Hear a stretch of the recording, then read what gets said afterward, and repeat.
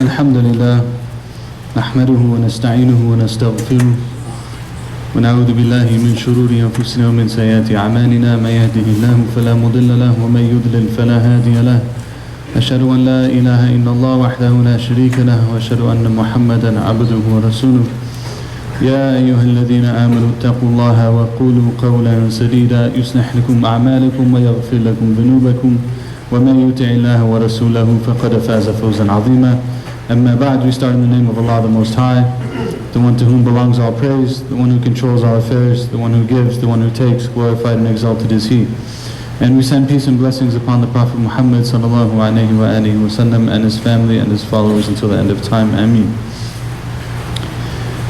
First and foremost, as we get into the topic for today, there is a narration of the Prophet sallallahu alayhi wa sallam that mentions where he made dua that Allah subhanahu wa ta'ala forgives those who make hajj, and that Allah forgives those who made hajj ask forgiveness for them.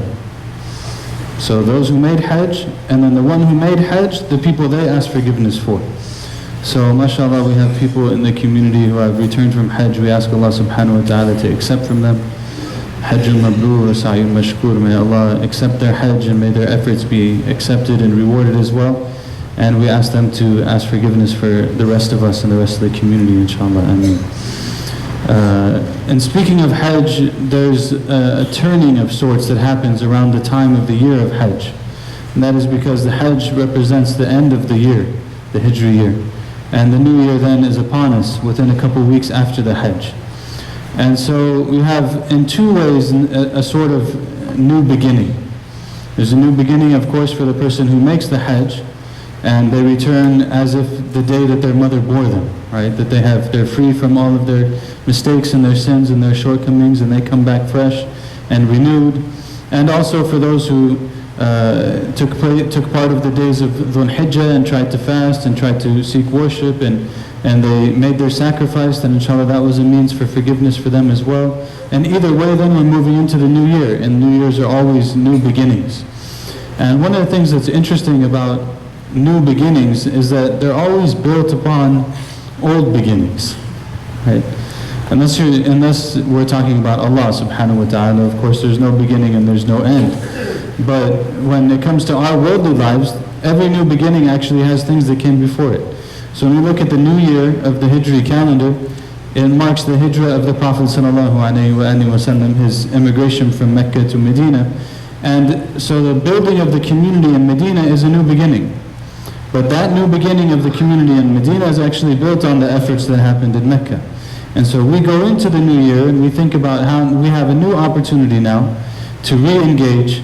We have another opportunity to ask Allah's forgiveness, to seek His mercy, to seek His pleasure, to seek His bounty subhanahu wa ta'ala, and to turn over a new leaf of sorts. And so when we think about the new life in Medina, we think about the new teachings of the Prophet sallallahu alaihi wasallam in Mecca, which they themselves also were not new, as the Prophet sallallahu alaihi wasallam was instructed, قُلْ مَا كُنْتُ بِدْعًا مِنَ الرُّسُلِ, right?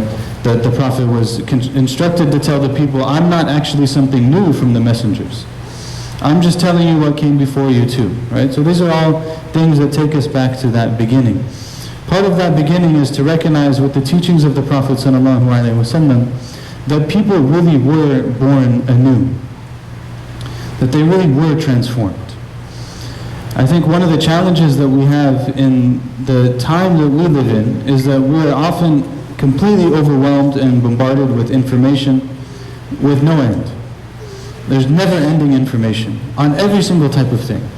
And that's one of the things that oftentimes you'll see, especially amongst younger people, something that often leads to a level of stagnation in action, is that there's always more to know. So, I'm not going to do this thing yet because I need to know this, and I need to know this, and I need to know, and it's never-ending how much information needs to be known, such that nobody actually acts in the end. Right? So this overload of information, it doesn't always actually lead to any sort of consequence. Right? Sometimes we can know a whole lot, and we might see that in our own lives. Right? We might come to the Friday prayer, we might come to things in the masajid, we might be reminded over and over again that we should do certain things, that we shouldn't do other things, and then in the end, we find ourselves falling into the same patterns of action. Right? And maybe things don't change. So one of the things that's really interesting about the Prophet ﷺ is that people did change. That people did change. And I think that that's something that really we should reflect upon. And that's not always an issue of getting more information, as I said before, because information does not necessarily mean transformation. They're necessary. We have to know in order to change. But just knowing in itself doesn't actually make us change. So there was something about the company of the Prophet ﷺ that helped people to actually change, right? That he was able to transform their lives. And there's a number of reasons for that, I think, that we'll probably get into more in the second half of the khutbah. But I think we really need to reflect on this first. Is that the religion of Islam is not just a religion of hearing things and knowing more things and knowing more things and just really feeling good about that. But it's a religion that is meant to transform. It's meant to transform the individual, it's meant to transform the family, it's meant to transform the community, it's meant to transform the world. And the civilization that Islam brought really did that. Right? It starts with the Prophet ﷺ and him teaching the people and molding the people and guiding them to that which they should be doing, and them taking that very seriously. Really believing with absolute certainty that I am going back to my Lord. There are certain behaviors that I need to get in order before I go back. There's certain things I need to rein under control. There's things that I need to evaluate about myself.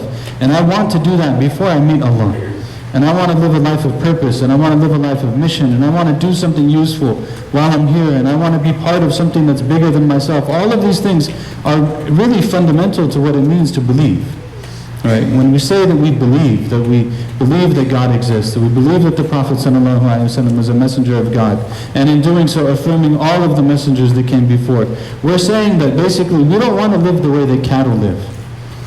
We don't want to live the way that animals live. We want to live as human beings with intellect, with heart, with emotions, with feelings, and we want to put those things in the right place so that we can do something about the world around us. And it might start small in the family. The family might move from having more angry outbursts to having less angry outbursts. The family might move to being more heedful to being more heedless to being less heedless, being more prayerful. These things might change in the family, and then they start to change in the community. And the people visit each other, they care for one another, they love one another. All of that starts to transform then, right? And those transformations that we need are not just on the one side, but we need them on the whole side. As we talked about before Hajj. We talked about before Hajj, if you recall, this idea of the interplay between the individual transformation and the community transformation. And how both of them we see in Hajj, how important that is. That it's an individual journey, but it's a community journey, and they go together. Right? So here we are then in these days, before the coming of the new year. And in these days before the coming of the new year, we have to make a strong intention. And in these days coming after the Hajj, we have to make a strong intention that we want to take this thing seriously. And that's the first issue in relation to this teachings of the Prophet ﷺ actually changing something. Right? What is the first most important thing? Is that they actually cared. Right? It wasn't just like a culture to them. It wasn't just what their family did or what their friends did or whatever. They actually cared. That this is the messenger of God. This is the teaching of the Quran, the word of God. This is the final revelation. And I want to be part of that. I want to do something about it. I want to live a life that's going to represent what I believe in. Right? So as we go into these days, we make these good intentions. And it's always good to make those good intentions. And one of the easy ways to do it, kind of like in a more Islamic way, quote unquote, not just make, resolutions for the new year that's coming or something, which is not necessarily bad, but because what are resolutions in the end? They're just intentions. And we believe that everything in our religion comes from the intention. So what is a good way to make some intentions as we go into the next year is to sit down and think about what are some of the things that I want to change? What are some of the things that I want to do, that I want to improve upon, that I want to do for my family or for myself or for my community? And to sit down in these few days leading up to the new year and in the days after the new year and to make dua to Allah subhanahu wa ta'ala and express those intentions. Say, Ya Allah, I worship you and I'm depending upon you and I love you and I serve you and I want to be living my life in a way that's pleasing to you. And Allah, I ask your forgiveness for what came before. So we kind of wipe the slate out, right? So I ask your forgiveness for what came before. And I'm asking you, Ya Allah, as we go into this time, that in this next period, I want to recommit myself to you. I want to do this, this, this, and this. Make it in the dua. You can talk to Allah in your dua. It doesn't have to be only requesting something. Right? We can actually speak to Allah in the dua. And then at the end of expressing all of these things to Allah, say, Ya Allah, give me tawfiq. Give me the capacity, the ability, give me the providence to be able to act upon these things that I'm asking you. Give me the strength, give me the knowledge, give me the support, aid me from places that I can't imagine, and make that all part of the dua. And then, inshallah, we can do some beneficial things as individuals and as communities in this year that comes. And I'll talk a little bit more about that, inshallah, in the second half of the khutbah. أقول قولي هذا وأستغفر الله لي ولكم فاستغفروه إنه هو الغفور الرحيم. أنت خير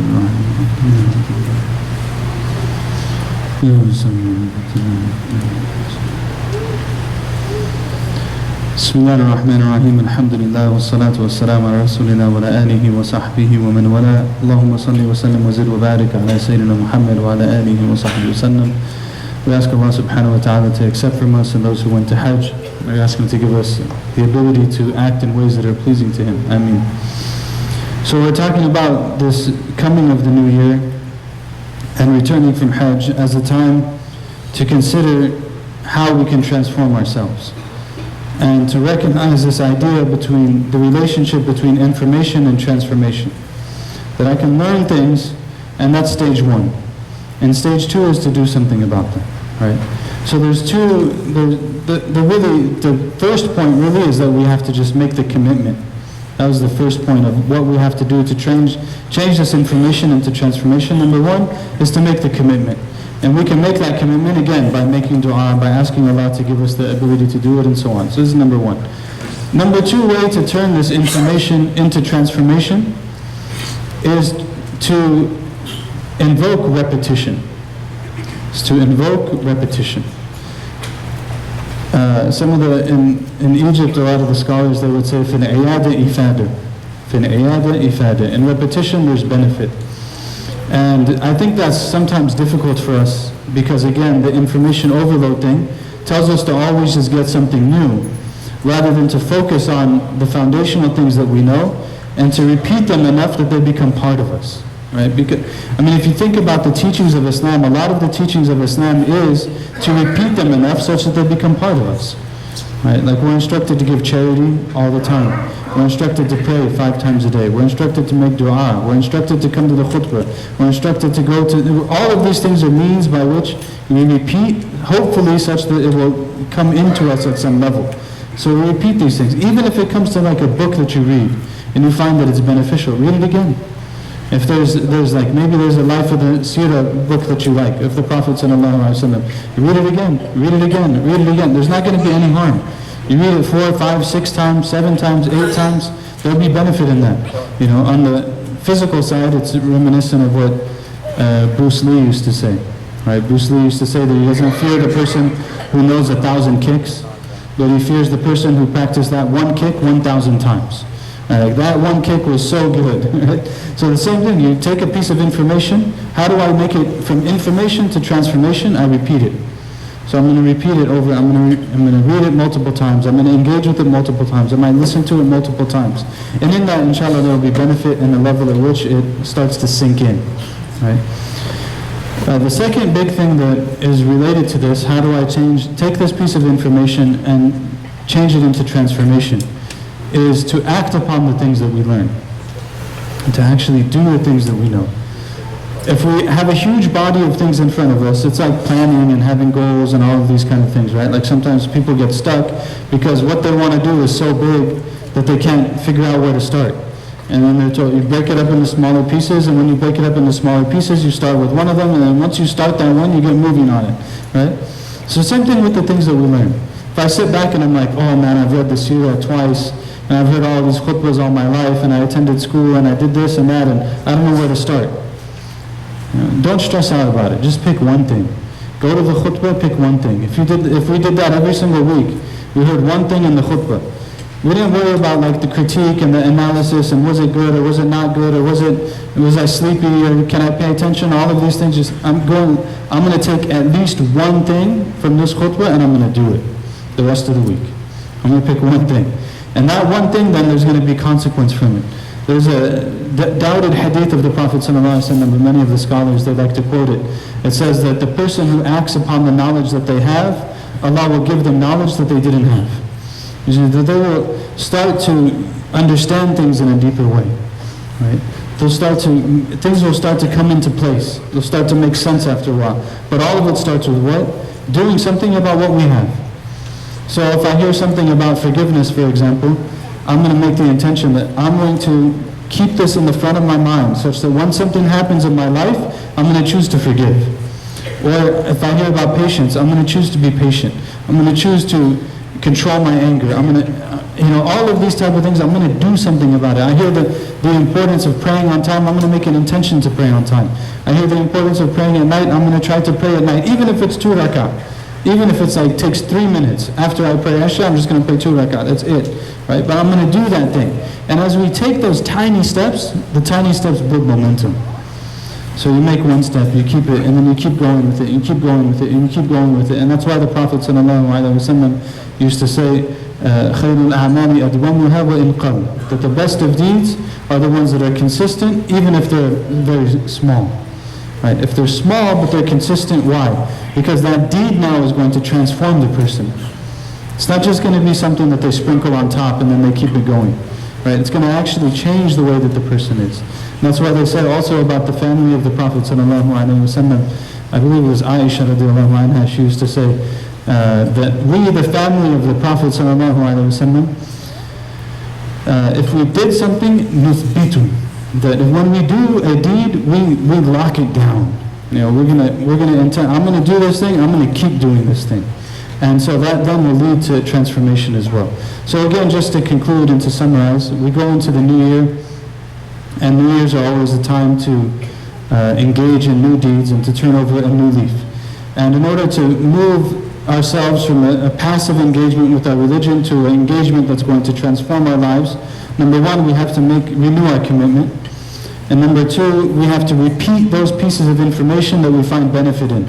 To repeat them and repeat them until they become part of us. And the third is that we act upon the things that we know. May Allah subhanahu wa ta'ala give us tawfiq.